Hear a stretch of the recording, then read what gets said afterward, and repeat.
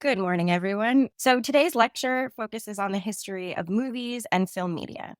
The topics in this lecture are covered in Chapter 7, so if you haven't already, please be sure to review that chapter for more information and details. In this chapter, we're going to look first at early technology and the evolution of film as a form of mass media, including silent films and the emergence of the Hollywood studio system, technological advances. We'll consider the arrival of sound and the power of storytelling and implications for democracy. We'll also look a little bit at the movie business today, its major players, economic clout, and the three levels of film, production, distribution, and exhibition that dictate how the industry works, and how convergence has changed the way the industry distributes movies and the way we experience them. Okay, so let's start by talking about some important technological developments and key figures in this process.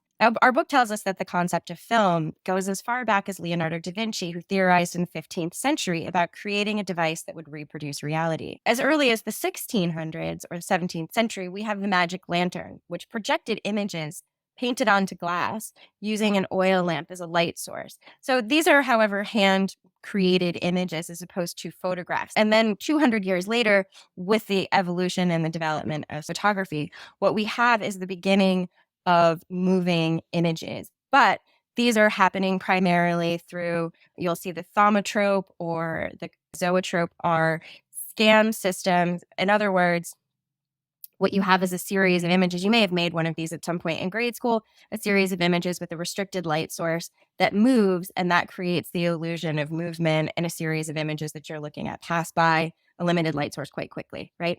So you've had at one point projection, and you've now had this rapid succession of photographs that create the sensation of movement, but we've yet to see the combination of projection so that many people can experience something at once, because all of these scopes are really small and largely individual. So we haven't yet seen this projection aspect combined with the reality aspect of photography. And this doesn't really happen until Muybridge, who was the first to project the moving picture in 1878. And this becomes something that many people can view at once. George Eastman then later developed the first roll of film in 1884, and this allows for film to be produced far less cumbersomely. And improving on that even further, Hannibal Goodwin created a roll of film using celluloid, which is a sort of plasticky substance which allowed light to move through the pictures so that they could be more ideal for production. This also enabled a strip of film to move way more quickly through the camera itself, and so it could be photographed more quickly. The illusion of movement got more sophisticated rather than having larger spaces in between each image in a succession. There would be less gaps. As you've seen on your own cell phones now, when you take a live photo, it's actually a rapid series of succession of images as opposed to film, but it'll appear when you look at it as a small snippet of video, when in fact it's actually a set of still thing. So in the late 1800s then, Thomas Edison attempted to invent something that could bring words and pictures together. If we remember Thomas Edison, he was important to our week on sound and thinking about telephony, telegraphy, and different forms of mass communication through sound and one-to-one communication. He wasn't successful in bringing sound into film, and it would actually be a significant amount of time before that technology aligned properly. But he did end up developing many other foundational technologies for early movies, and these included the kinetograph, an early movie camera, the kinetoscope, a single-person viewing system, and the vitascope, which you can see is the backdrop for this timeline I've created here. And this was an early large screen projection system that would lay the groundwork for the idea of film as something that was watched collectively. As you see here, this is a representation of an old-fashioned theater with a film being projected inside of a painting frame on the stage. Finally, the Lumiere brothers invented the cinematic graph, which combined camera film and the projection system. And this allowed for many people at once to view moving images. They debuted their invention in France in 1895, showing short films for a small fee. And it's important to remember that these are not movies the way that we think of them. They were not narrative constructions. They were incredibly brief. But this moment still acted as an important first version of the modern movie theater and the introduction of film as mass media. So the mass media stage was realized not just through these technological inventions in film, but also importantly through the introduction of narrative or movies that tell stories. The novelty of seeing images moving quickly wore off pretty quickly for most audiences. So to become a mass medium, early films had to offer what other media like books achieved at this point. The suspension of disbelief, the ability to tell a story and bring a viewer into that story. They had to create narrative worlds that engaged an audience's imagination. Early films like The Vanishing Lady and The Great Train Robbery were groundbreaking in their use of narrative within film. This was important because at this time, films were still silent. So if you've ever seen a silent film, that means that there would be a series of events happening on screen that would then be broken by usually a black background with white text that would say what people were saying. So that was how you got dialogue. So there was already a lot of breaks in experience. So the narrative was entirely constructed through physical action with these sometimes small, brief written words, which they, of course, tried to keep quite limited so it didn't interrupt the film too much. And then live music would have been played simultaneously, usually by a piano player. Nickelodeons were an early form of movie theater important for popularizing the movie theater experience as a source of entertainment for society. The name combines the admission price of a nickel with the Greek word for theater. Often Nickelodeons were put in converted storefronts and piano players would add live music while a silent film played. And this time they were made accessible by Nickelodeons because of a low cost. So it was quite inexpensive to go. And because they transcended language barriers, because all these films were silent, and like I said, had very few textual interruptions, you could really get a sense of what it was you were watching if you didn't speak the written language that was on the text pages, or if you couldn't read.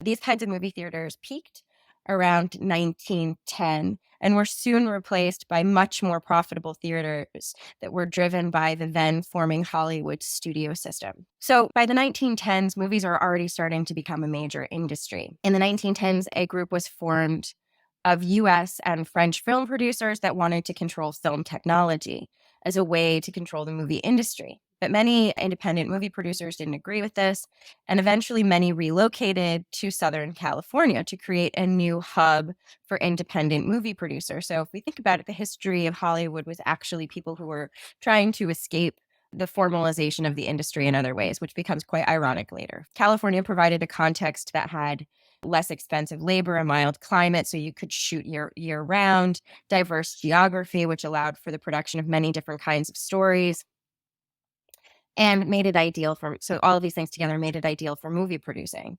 It also put them far away from Edison's Trust, which was what it was called, which was located in New Jersey. So Edison's Trust is that cartel of major US and French producers. So we almost had Hollywood in New Jersey. So their actions could go largely unchecked by these major figures in film. One named Adolph Zucker, who founded Paramount Pictures, and later William Fox, who founded what would eventually become 20th Century Fox, were key figures in helping break up Edison's Trust on behalf of other independent movie producers in Hollywood. And this is by finding loopholes in the trust controls and eventually by suing Edison's Trust to break apart the control previously held by the trust, to now just shifted into the hands of the Hollywood studios, right? So they become the controlling cartel that they've just broken up. And they would go on to develop their own strategies for controlling the movie industry incredibly tightly. One way that these new Hollywood studio structures solidify their control is by creating what's referred to as a studio system. In a studio system, the three essential levels of the film industry are all under the control of a single studio. The production, the distribution, and the exhibition of a film are all paid for, managed, and controlled, and profited by one studio. So we'll talk about those three stages in a little bit. This strategy is known more broadly as something called vertical integration in business. So vertical integration is when levels of a business are integrated into one company. So vertical integration provides more control and also more profits for businesses because they control every single step of the process, in this case, the movie industry. The downside, though, is that only a few companies then have control over the movie industry, and they have control over every aspect of it. There are a few places for innovation or change to occur. And it also becomes something that we've referred to before as the oligopoly. The oligopoly is, in the movie industry, a market forum wherein a market or industry is dominated by a very small number of large sellers. So there's very minimal competition. So the monopoly is, of course, then a related term of this, and it's the extreme version. In a monopoly, you literally have only one, mono meaning one. In an oligopoly, it's a very small group, but has a similar sort of effect. So things like vertical integration or horizontal integration, another process of consolidating business activities, often lead to industries becoming oligopolies and monopolies. While being a business in a monopolistic or oligopistic industry is great for business profits, it's not great for audiences or consumers. And as we'll see, also for producers inside of these spaces, often like actors and other workers, because it means that very few people control what the rest of us have access to. And in the case of movies, it means that there are a small number of companies deciding what we get to watch and what we see represented in films and what kinds of stories get told. And it also means that the kinds of movies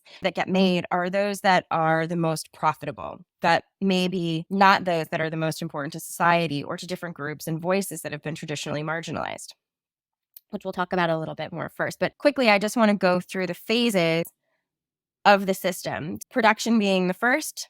In the early Hollywood system, the studio system was part of a great amount of control around creative talent. So everything that goes into production also includes actors. So in the early days, actors were largely anonymous. They were there just to be bodies moving on screen, and as narrative developed, to maybe push a plot point further. But they weren't celebrities. There wasn't a focus on fame, and actors didn't really make a lot of money. So they were just hired by a studio to basically fit into a bunch of different roles in films that the studio produced. However, some early pioneering actors like Mary Pickford, who unfortunately I didn't put an image of here, but you should look her up.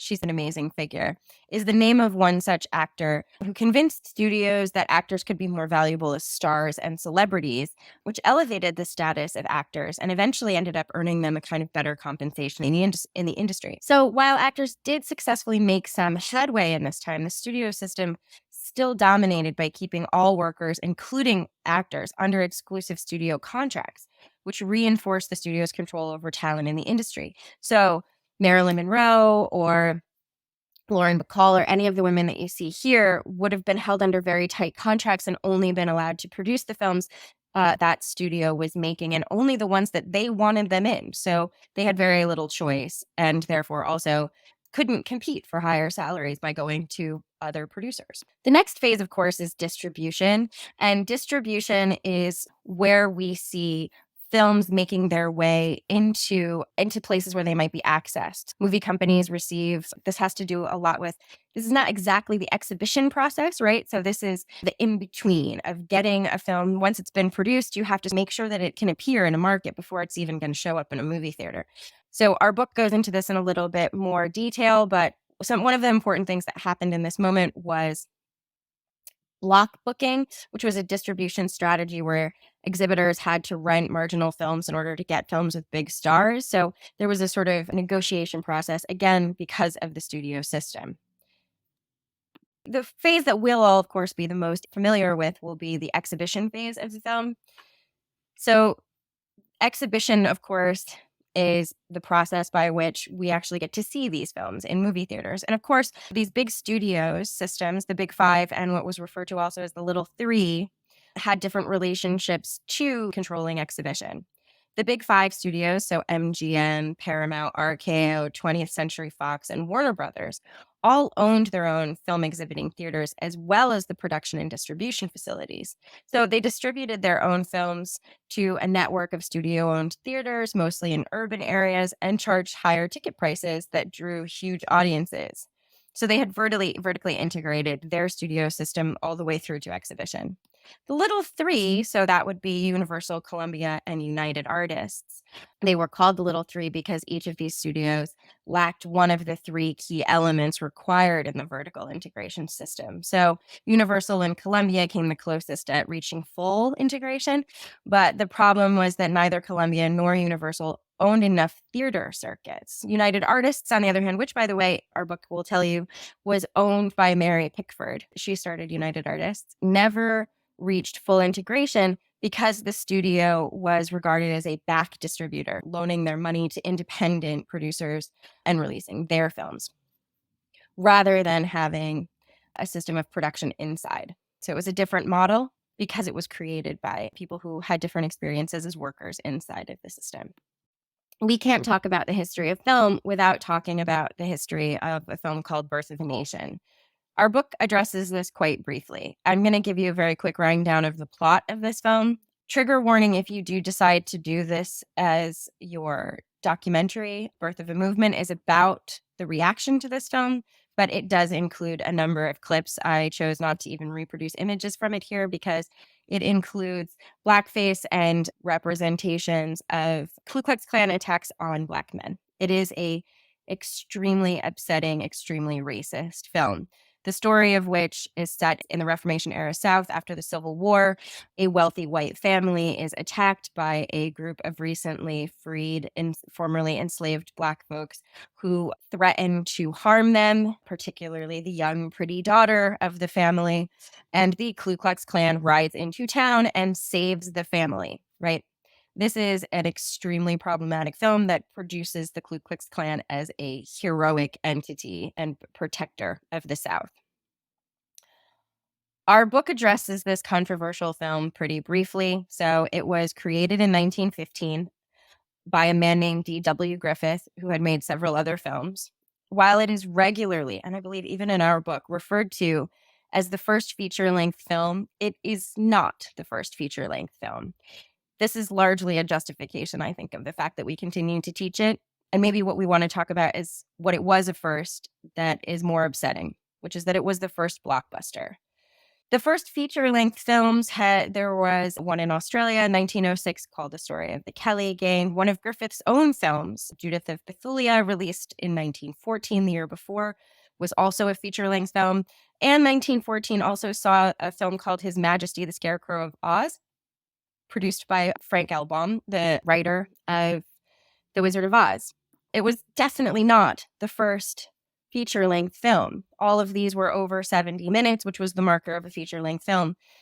And while Birth of a Nation was significantly longer, it's 3 hours, what it really was the first blockbuster. A blockbuster being a film that was not only extremely expensive to produce, but that ended up being exhibited incredibly widely and seen by many people.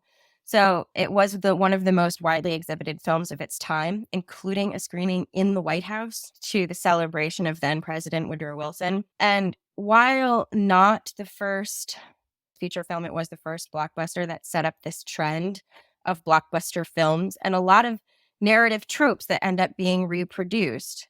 Films like Ben-Hur that came after, The Ten Commandments, also all were these large, expensive affairs to create with big, wide scenes of like fights and battles and things like that, then gets turned into an epic story that's presented in the film. Birth of a Nation is extremely racist and was protested at the time of its initial release, at its 1925, I believe, re-release, and again in the 40s when it was shown again.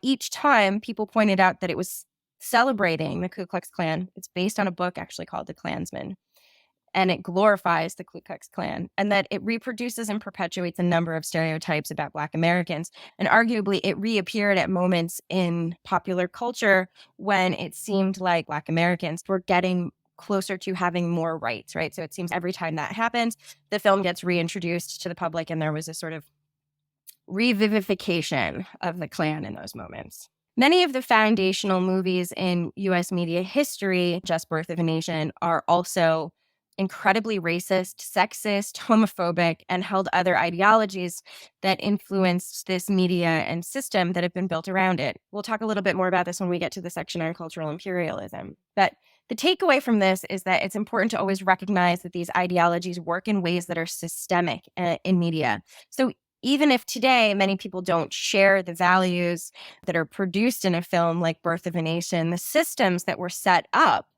as a result of this film are still in use today. The kinds of stories that get told, the kinds of characters that are being produced, these things still influence the way that we tell stories now. And those people that created the system that is still in use, and those ideologies that came with it, are still very present and prevalent in the movie industry. So eventually people started trying to add sound to film. So all of these movies we've been talking about, including Birth of a Nation as the first blockbuster, were all still silent films. And attempts to bring sound into film in the early days were really unsuccessful, often because it would run in between in these sort of spurts as opposed to consistently. So between film frames, and there was a sort of silent image frame, and then there would be some spoken word or some sound played in a kind of burst. Movie tone film reels were the first film footage that included sound that was actually alongside the images on the film, so it could be played simultaneously. News was a major innovator for bringing sound into movie theaters, which was where most people saw their news. If we think about what this time frame was, we're having the expansion of radio. People are listening to the news at home, and then major events are also being represented in short newsreels at the beginning of movies when people would go see them. And this was how you saw the news as opposed to heard it. And this obviously also was then the beginning of bringing sound into movies. This was an incredibly volatile time in filmmaking. The 1920s actually were pretty wild. We'll talk about this a little bit more at a later date, but there were not yet what we would refer to as decency codes. Filmmaking at this point was a lot of things that we would think of as still not something that we would expect to see in a movie theater were allowed to happen in movies early on. Nudity, all kinds of things that later would be banned. In the 1920s, and early 30s, there was a kind of wild heyday. It wasn't until the 1950s that we really start to see a restriction against a lot of these, late 1940s, early 1950s, that we start to see restriction against these things. An interesting moment in the history of film was in 1947, the Hollywood 10 hearings. Many executives, producers, actors, and other movie industry workers in Hollywood were investigated following World War II, supposedly for having communist ties. And this was all part of the McCarthy movement at the time in U.S. politics. Senator McCarthy went after a number of largely creative producers in the United States. So artists, these were also people who had been playwrights that had been sponsored by the WPA. This became a space to try to attack anyone that he thought was un-American. And communism was a really good way to frame a lot of things as un-American, even if they weren't necessarily communist. There were 10 hearings. There were 9 screenwriters and 1 producer, and they were all suspected of having communist ties and were asked to either identify other communist sympathizers in Hollywood as a way to get out of things, and they all refused and were charged with contempt and ended up being imprisoned and were released. And when they were released, unfortunately, many major studios had to blacklist them in order to keep suspicion off of themselves. And many of these accusations were, of course, unfounded and hugely unconstitutional because someone's political affiliations is a private matter in the United States. Also, it's important to point out, and we can talk about this more later in another week, we also see that a lot of the people who were brought up on charges for un-American activities were also a lot of other things. They were civil rights organizers, so they expressed sympathy for or actually aided in civil rights movements. Some of them were homosexuals. A number of different things could get someone listed as the House un-American in McCarthy's eyes. As this same period of increased conservatism is happening in the film industry, we're also seeing a major shift in film as television becomes much more popularized in the home by the 1950s. This had spurred changes in the movie industry, and it responded by developing more content oriented towards more serious matters and content that explored larger social problems, as well as really big, glamorous films, things that couldn't be produced on television. So they were trying to differentiate their product from what could be produced for television. They also introduced new technologies that TVs couldn't replicate at the time, like 3D and panorama in the 60s, and even some in the late 50s, and trying to adopt the viewing experience and make it profitable and desirable for consumers to want to leave their homes to go to the movies. Another influential moment happened between Hollywood and the U.S. government, known as the Paramount Decision. This court case tried to break up all of the oligarchic structures of Hollywood, and the Supreme Court ruled that the studios needed to divest themselves of theaters, which meant that they would not be as vertically integrated as they had been previously. So studios could no longer own movie theaters that their movies would end up playing in, and this created opportunities for new types of exhibition in different types of theaters. So this is the birth of what we refer to as art house theaters, and also drive-ins come into popularity at this time. which were often run by like local mom and pops who had fields that were open and accessible to them. And all you had to do was buy a screen and get a concession stand up. It really changed the way that films existed in popular culture. The Paramount decision was meant to increase competition, but it never really changed all that much about the structure of the Hollywood film industry in relationship between production and distribution, because the because it of the because Hollywood retained its hold on these two aspects of production and distribution and filmmaking. And this still persists even now. And if we think about what's happening at this moment, we have media companies that also own cable outlets, that also own streaming services. So we've returned to a space where vertical integration has gotten even more intense, which we'll talk about a little bit more in a minute. Another development was the introduction of cable and video cassettes in the 1970s. And this brought movies from the studios into people's homes and ended up being a huge financial benefit for the movie industry as they could compete in the home with television content, not just in the theater, so they didn't have to entice people to come out. The development of megaplexes in the 1990s also created different exhibition experiences and opportunities for the movie industry and for moviegoers because they were an additional technologically advanced viewing experience that couldn't be mirrored inside of the home. So then, of course, as digital becomes an opportunity for home viewing as well, digital options begin to appear. This becomes an even more ideal space for people to watch films. And we start seeing things like direct release to streaming services and means of being able to the digital environment. Traditionally, there have been 6 major studio players known as the Big Six. And so that's Warner Brothers, Paramount, 21st Century Fox, Universal, and Columbia Pictures and Disney. And these studios traditionally accounted for more than 80 to 86% of the commercial film revenue and began diversifying in the 1980s due to a series of corporate mergers. And so this meant that they gained other companies that had additional functions under their umbrellas. So things like television and other media, as well as digital platforms, we'll start to see in other industries. Today, movie studios, they have about 6 major sources of income. Box office receipts, DVD sales, rentals and downloads, which still exist, pay-per-view, premium and premium cable, foreign markets, exhibition and distribution of foreign markets, distributing indie films. So they often finance and then distribute independent films that they are not technically producing themselves, and licensing and product placement, which we'll talk a lot more about when we get into our week on advertising. With the digital turn, the movie industry then has also quickly embraced internet distribution through online providers like Netflix, Hulu, Amazon, Google, and increasingly movies have been made available on smartphones and tablets. 2012 was the first year that digital sales outpaced the sales of physical DVDs, and that trend has continued over the past 8 years. So that physical DVD sales continue to decline as digital sales rise, of course.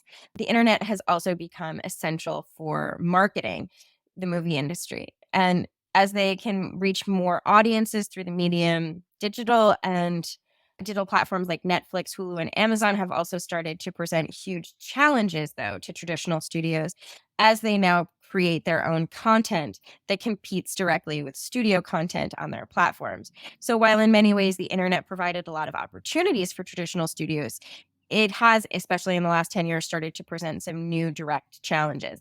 The podcast that I've shared with you all for this week addresses this directly, thinking about how through its cheap licensing of films to Netflix in the early days of Netflix, film studios have actually trained audiences to go to Netflix first. And now Netflix has become a major content producer. They've created their own system of competition in many ways. A little bit more on consolidation. This map is amazing and is widely available on the internet and shows you all of the different aspects that Disney owns of our media world. So everything from theaters to different franchises, different television stations. So these are just important points to think about of this kind of limited aspect of who controls what. And this is also covered in the documentary I've shared with you all for this week on the Mickey Mouse monopoly. That film also touches on cultural imperialism. And cultural imperialism, briefly, is a way that countries are attracted, pressured, forced, and sometimes bribed into shaping social institutions to correspond to or even to promote the values and structures of the dominating center of the system. In American imperialism, that center is US values and structures. This can be either a formal policy or it can happen really subtly, as with the spread of outside influences such as television, movies, and other kinds of cultural products. So, what this might mean in practice is that if you grow up outside of the United States, you might see more representations of your culture through the lens of the United States and its perceptions than through your own communities. And this has lasting effects and can be really problematic. It's also really deceptive and unidirectional. In other words, it's quite common for children all over the world to see American media. However, it's important to note that the United States is the third highest producer of films in the world, not the first. The first is India, followed immediately by Nigeria. These two countries make far more films than we do. And yet, while most people in India and Nigeria will have seen an American film, many Americans will have not seen an Indian or a Nigerian film. This is starting to change, of course, with the advent of access to many different channels on Netflix, and digital and satellite television over the last decades has really broadened our access. However, based on the control of distribution and the control of exhibition that still happens primarily from US owned companies, there's still a limited point of access, right? And yes, we have this massive global cinema. Other countries have rich histories of producing successful films, not only Nigeria and India, but also historically. I have here included an image from a really cool website called Classici, which shows films from Russia, the Caucasus, and Central Asia. A lot of them are historic. These were also really important developments in film. Documentaries have also existed outside of the Hollywood system and interpreted reality by recording actual people who might not necessarily have been appealing to studio systems.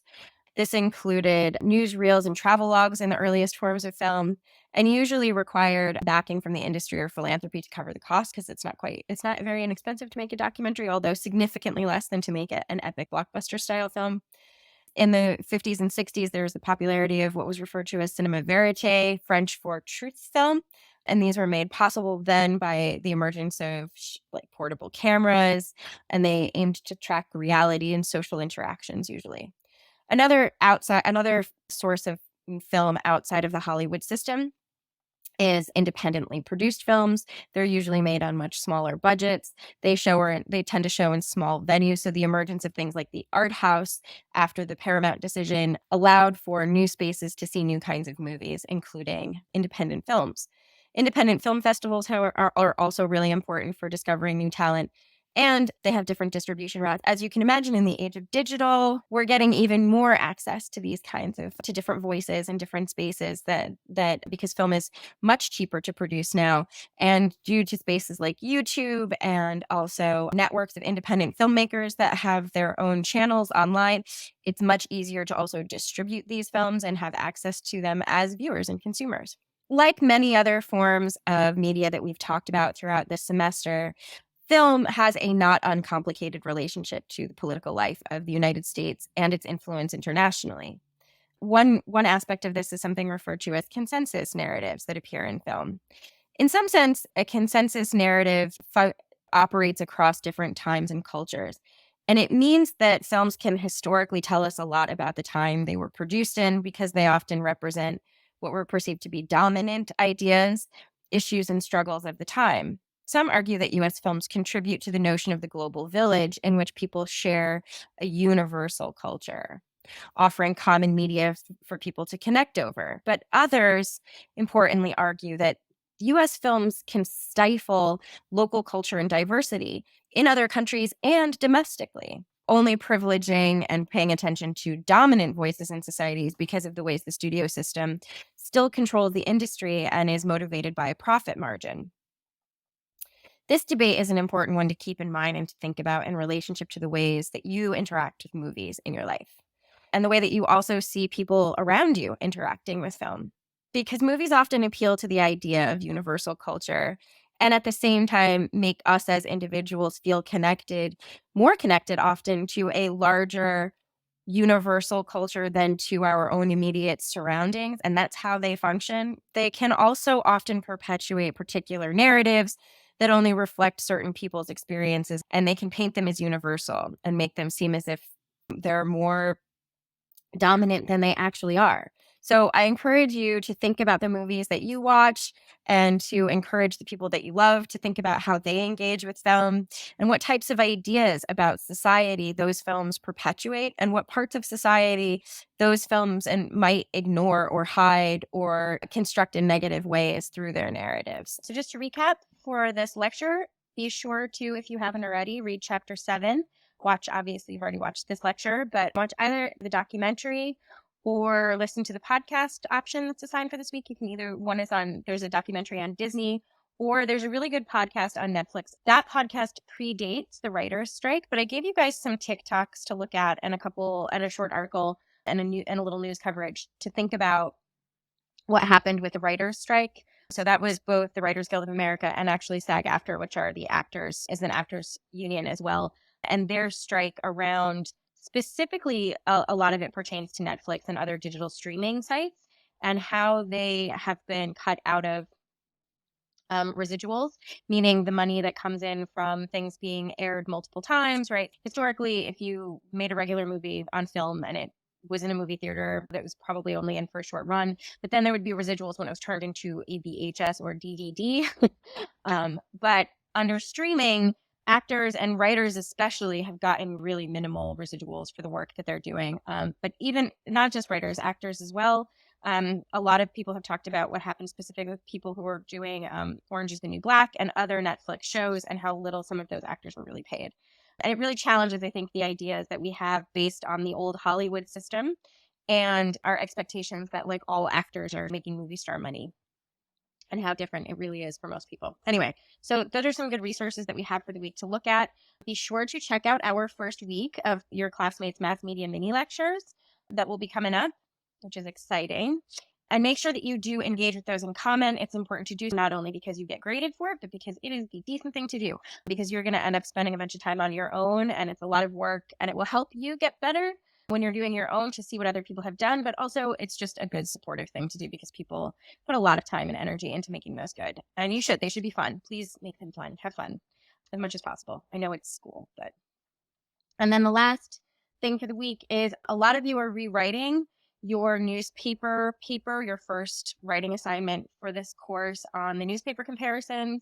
There seems to have been some confusion there. I've tried to put up some announcements to clarify what was missing or what maybe was misunderstood. If you have any further questions, please come to office hours or please ask for extra office hours. And then lastly, you also have the option of a writing analysis option for this week, which is on Birth of a Movement, which is a documentary about a group of activists that were resisting the film Birth of a Nation. Please don't write a paper about Birth of a Nation. People have gotten this confused before. It is definitely not about Birth of a Nation. I want you to watch the documentary Birth of a Movement and write about that. Also, to clarify, I don't need a summary of the film.